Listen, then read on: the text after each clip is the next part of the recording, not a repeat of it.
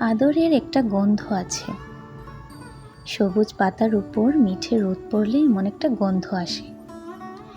কালচে হলুদ ছোপ পড়া পোড়ানো হলুদ গাছের পাতাটাও এমন একটা গন্ধ ছড়িয়ে রাখে।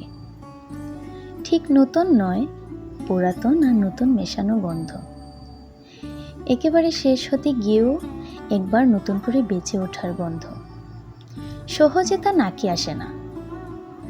মাথায় আঁচল দিয়ে মেয়েটা খালি পায়ে মাটি মাখে, ছেলেটা বটি দিয়ে খড় কাটে, বালতি করে পুকুর থেকে জল আনে। ছিটে বেড়া ঘর তৈরি হবে তো, তাই যত্ন করতেই হয়। পাকা ঘরে এত যত্ন লাগে না। সম্পর্ক ভালোবাসা মাটির ঘরের মতো, সময় নিয়ে গড়তে হয়। সবুজ ভাব থাকুক, মানুষ থাকুক।